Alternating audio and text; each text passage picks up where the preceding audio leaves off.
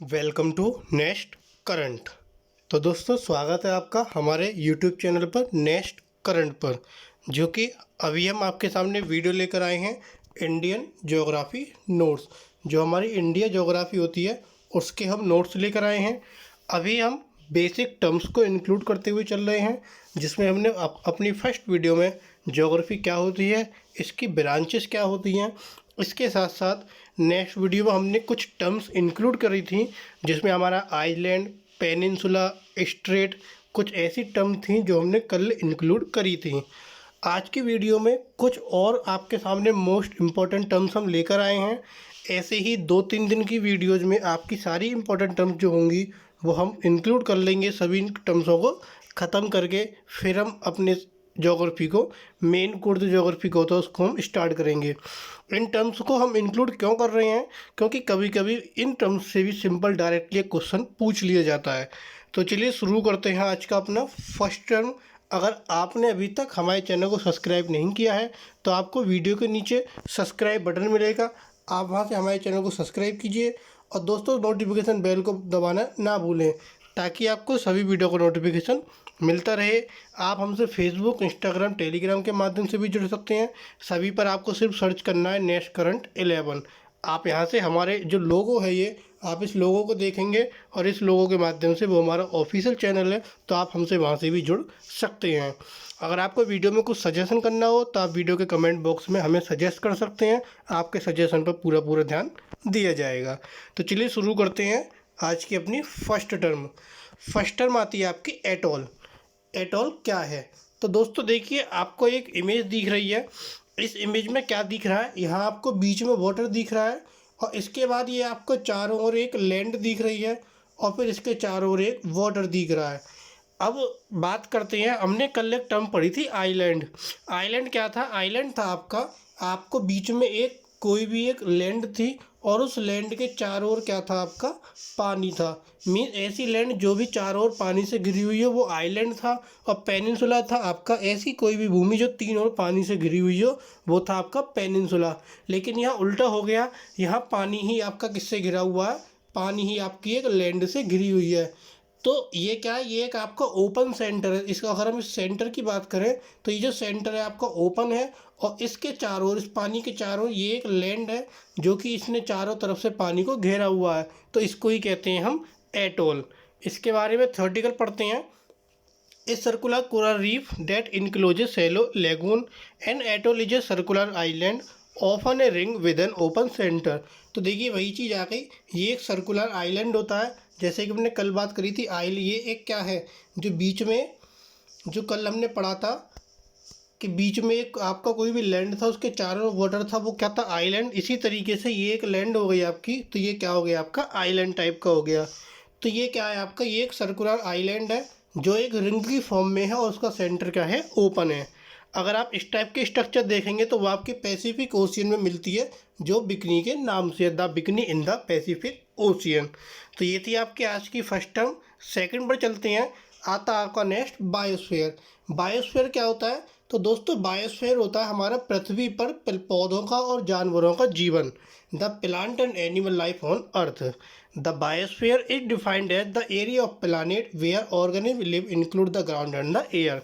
Biosphere को हम कैसे डिफाइन कर सकते हैं? जो भी एक ग्रह, अगर हम बात करें, हमारी पृथ्वी भी क्या है? एक ग्रह है। तो उस ग्रह पर कोई भी एक एरिया है, कोई भी एक क्षेत्र है जहाँ पर हमारे ऑर्गेनिज्म रहते हैं, जिसमें हमारा ज़मीन भी आती है, जो हमारा पानी भी आता है। अगर हम इसके कंपोनेंट की बात करें तो एक आपका कंपोनेंट इसका हाइड्रोस्फीयर हो जाएगा, जो पानी से रिलेटेड है। एक आपका लिथोस्फीयर जो लैंड से रिलेटेड है, और एक आपका एटमोस्फीयर जो आपका एयर से रिलेटेड है। ये तीनों ही इसके क्या हो जाती हैं? कंपोनेंट हो जाते हैं। नेक्स्ट आता है आपका कैल्डेरा। तो दोस्तों कैल्डेरा एक बहुत ही मोस्ट इंपॉर्टेंट टर्म है आपकी। कैल्डेरा, कैल्डेरा क्या होता है? तो आपको देखिए इमेज में दिख रहा होगा, ये एक वोल्केनो टाइप है और यहाँ पर आपको ये क्या थी? ये थी हमारी लैंड। और लैंड ये हमारी नीचे को धस गई है अंदर की तरफ, और यहाँ एक हमारा क्या बन गया है? गड्ढा बन गया है। तो ये जो गड्ढा बन गया ये नेचुरली बना है, इसमें किसी आदमी ने गड्ढा नहीं बनाया। तो ऐसा कोई भी गड्ढा बन जाता है जब हमारी लैंड पर, जो कि हमारे वोल्केनो से बनता है, तो वो कहलाता है हमारा कैल्डेरा। अब कैसे बनता है इसको आगे देखते हैं। तो कैल्डेरा क्या है, ये हमारा एक बाउल शेप सर्कुलर डिप्रेशन हो जाता है caused by the destruction off peak of volcano. जो हमारा वोल्केनो फटता है उससे जो लावा बाहर निकलता है उसमें हमारी जो रॉक्स होती है इतनी मजबूत नहीं होती हैं और वो अंदर की तरफ धस जाती हैं और एक गड्ढा टाइप, कटोरा टाइप का गड्ढा सा बना देती है।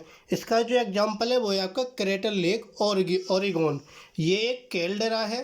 क्रेटर लेक ओरिगोन ये है, कैल्डेरा है, क्रेटर नहीं है। क्रेटर मीन्स गड्ढा नहीं है।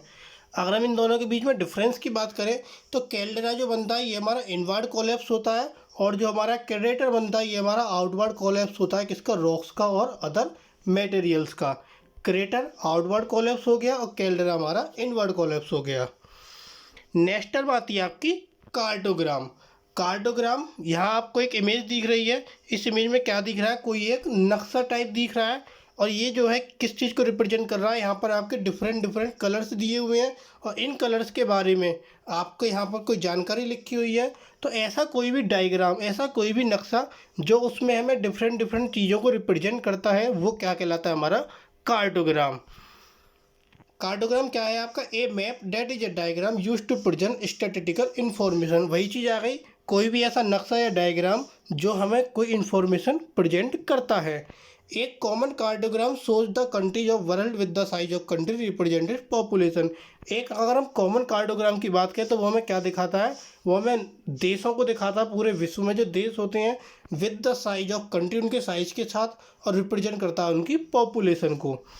इसके बाद नेक्स्ट है आपका the art and science of making map is called cartography. अगर हम बात करें तो ये जो नक्शे बनाए जाते हैं इसकी जो कला है और जो इसका विज्ञान है उसको हम क्या कहते हैं? कार्टोग्राफी कहते हैं। कार्टोग्राम कोई नक्शा हो गया, उसको बनाने की कला क्या कहलाएगी? कार्टोग्राफी। नेक्स्ट टर्म आती है आपकी सेंसस। सेंसस सभी जानते होंगे, एन इन्वेस्टिगेशन और काउंट ऑफ पॉपुलेशन। अगर हम हिंदी में बात करते हैं उसको जनगणना बोलते हैं। मतलब हम जनसंख्या, जो हमारे लोग रहते हैं, हमारे जो आसपास जितने भी लोग रहते हैं, इसकी एक जनगणना कराई जाती है, वही क्या कहलाती है? हमारी सेंसस कहलाती है। काउंटिंग करते हैं हम उसकी जनसंख्या की, तो वही क्या कहलाती है? हमारी सेंसस कहलाती है। अगर हम इन्वेस्टिगेशन की बात करें, इन्वेस्टिगेशन का मतलब क्या हो गया? टाइम टू टाइम कितने बर्थ हुए, कितनी हमारी वहाँ डेथ हुई। तो बर्थ और डेथ का जो हमारे जो बर्थ होती है नई और जो डेथ होती है उनका रेशो भी होता है, उनको हम माइनस प्लस भी करते हैं, उसके बाद हम पॉपुलेशन को काउंट करते हैं, वही हमारी क्या कहलाती है? सेंसस कहलाती है। इसके बाद नेक्स्ट टर्म आती है आपकी क्लाइमेट। क्लाइमेट क्या है? Climate is the average weather in a given area over a long period of time. Climate क्या है? कि एवरेज वेदर होता है। अगर हम वेदर और क्लाइमेट की बात करें तो वेदर तो होता है हमारा जो चेंज होता रहता है। जैसे कि अगर हम बात करें, हमारे एक साल में 4 से 5 वेदर आते हैं। गर्मी भी आती है, सर्दी भी आती है, पतझड़ भी आता है, बसंत ऋतु का मौसम भी आता है। तो ये क्या होता है? हमारा जो चेंज होता रहता है, ये तो होता है जो शॉर्ट पीरियड में चेंज होता है, वो तो होता है हमारा वेदर। और जो लॉन्ग पीरियड में चेंज होता है वो होता है हमारा क्लाइमेट। क्लाइमेट जो चेंज होता है ये क्या होता है? लगभग 30 से 40 साल में ये चेंज होता है। तो ये क्या होता है? हमारा एवरेज वेदर होता है in a given area over a period of time. Next है आपका कॉन्टिनेंटल ड्रिफ्ट। ये बहुत ही ज़्यादा मोस्ट इंपॉर्टेंट टर्म है आपकी, कॉन्टिनेंटल ड्रिफ्ट। और एक होती है आपकी कॉन्टिनेंटल शेल्फ, उसको भी हम आगे बताएंगे। तो सबसे पहले पढ़ते हैं कॉन्टिनेंटल ड्रिफ्ट है क्या। तो देखिए यहाँ पर आपको मैंने 3 पृथ्वी दिखाई हैं।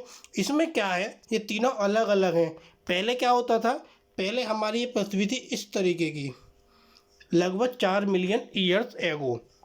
तो ये जितने भी हमारे पास प्रेजेंट में कितने कॉन्टिनेंट हैं? 7 कॉन्टिनेंट हैं। एशिया, अफ्रीका, यूरोप वगैरह टोटल 7 हैं।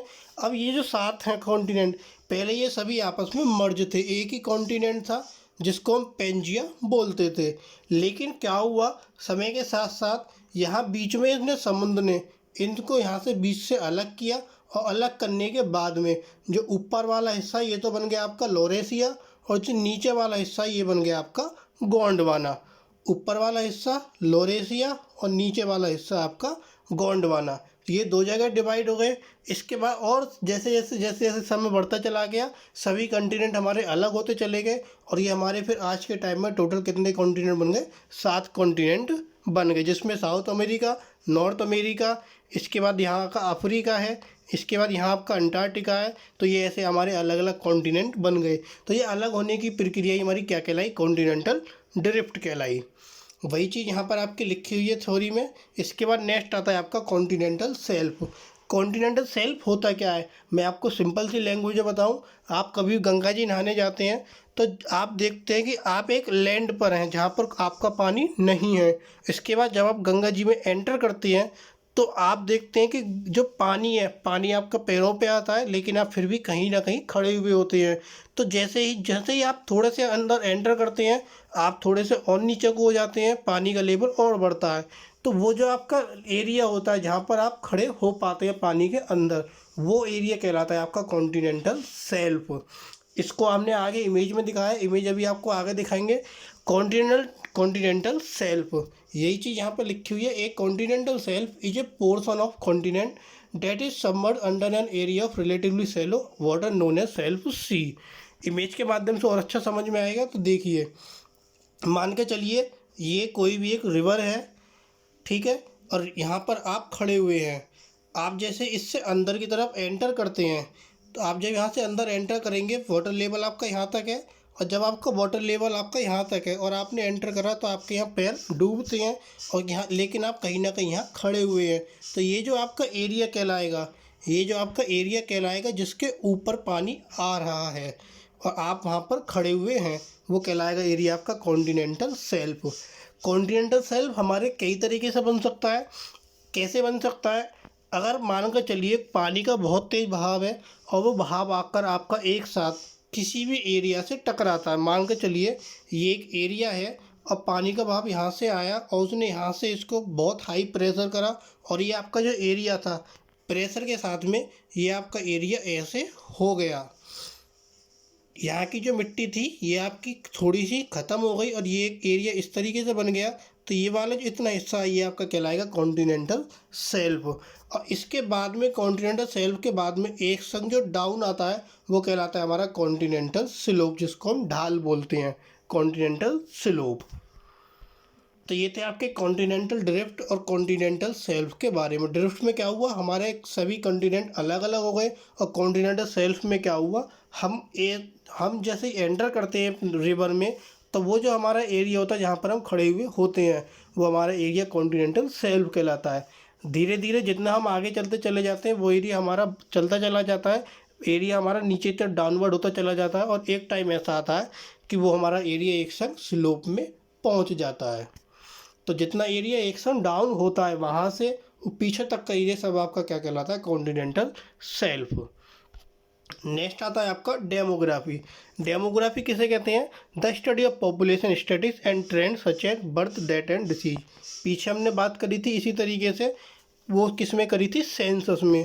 ऐसा ही आपका डेमोग्राफी है, जैसे हम जनगणना कर रहे हैं वो तो हमारी सेंसस हो गई, लेकिन उसको एक स्टैटिस्टिक्स की फॉर्म में प्रेजेंट करना क्या कहलाता है आपका, डेमोग्राफी। बर्थ की, डेथ की और डिसीज की, कितने लोगों का जन्म हुआ, कितने लोगों की डेथ हुई और कितने लोगों इस समय बीमार हैं, इन सबको एक स्टैटिक फॉर्म में प्रेजेंट करना ही क्या कहलाता है आपका, डेमोग्राफी। नेक्स्ट आता है आपका डेंसिटी। डेंसिटी क्या होता है, डेंसिटी को हिंदी में बोलते हैं घनत्व। The number of item per unit area such as person per square kilometre. Means 1 kilometre square के एरिया में कितने नंबर ऑफ आइटम्स वहाँ पर प्रेजेंट होते हैं। अगर हम बात करें पॉपुलेशन की बात करें तो 1 किलोमीटर के स्क्वायर के एरिया में कितनी पॉपुलेशन वहाँ रह रही है तो वो उसकी कहलाएगी डेंसिटी।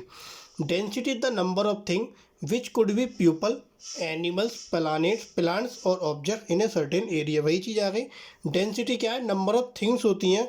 नंबर ऑफ थिंग कैसे, वो लोग भी हो सकते हैं, जानवर, पौधे और कोई भी वस्तु उस सर्टेन एरिया में, वो कहलाती है हमारी डेंसिटी। इसके बाद नेक्स्ट आता है आपका एपी सेंटर।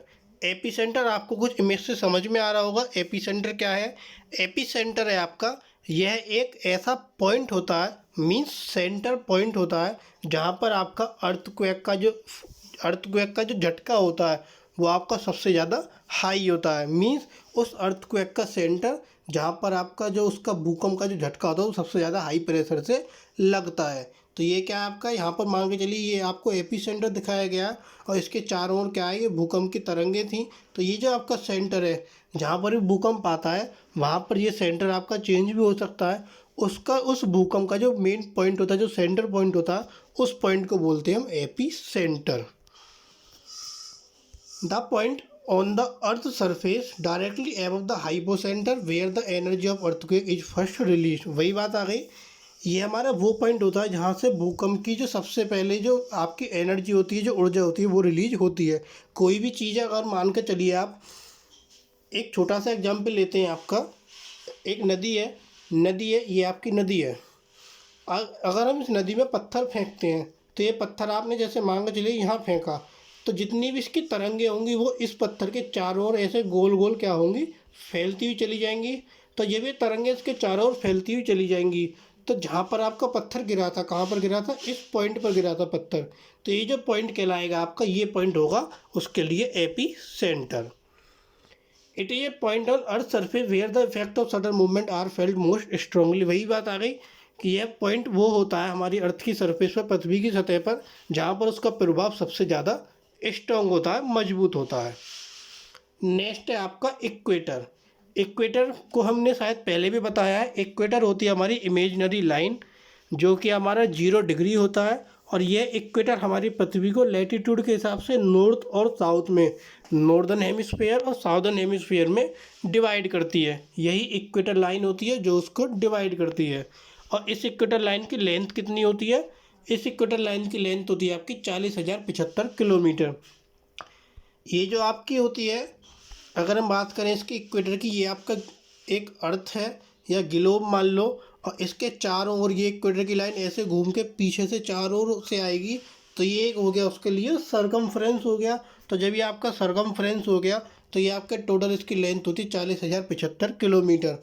और ये 0 डिग्री लैटिट्यूड होता है, जो अर्थ को डिवाइड करता है नॉर्दर्न और साउदर्न हेमिस्फीयर में।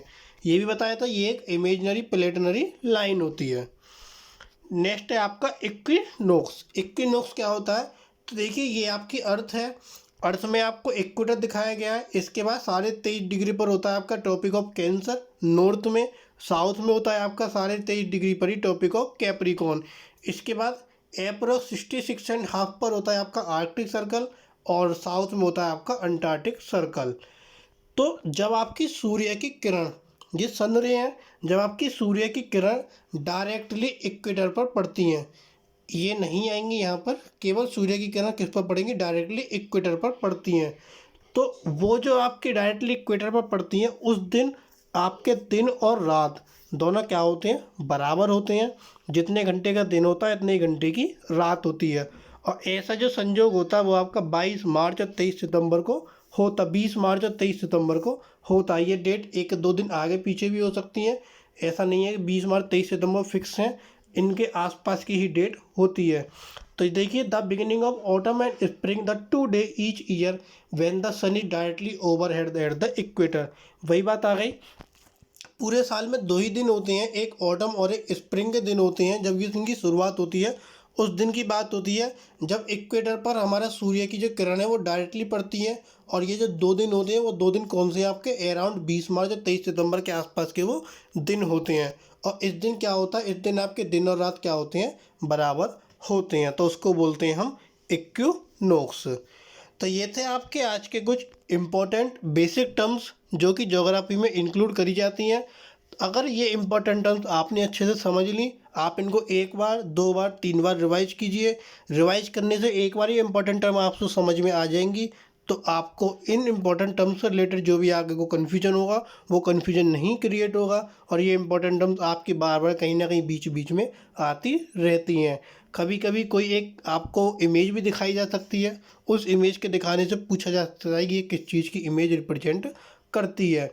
तो इसी तरीके से कुछ इंपॉर्टेंट टर्म्स आपकी और बचती हैं, जिनको हम नेक्स्ट वीडियो में आपके लिए लेकर आएंगे। अगर आपको वीडियो पसंद आए तो प्लीज़ वीडियो को लाइक कमेंट और शेयर करना। और अगर आपने अभी तक हमारा चैनल सब्सक्राइब नहीं किया है तो आज ही हमारे चैनल को सब्सक्राइब कीजिए, और साथ ही नोटिफिकेशन बेल को भी प्रेस कीजिए, ताकि आपको सभी वीडियो का नोटिफिकेशन मिलता रहे। अगर आपको कुछ हमें सजेस्ट करना हो तो प्लीज़ कमेंट बॉक्स में हमें लिखकर ज़रूर बताएँ। Thank you.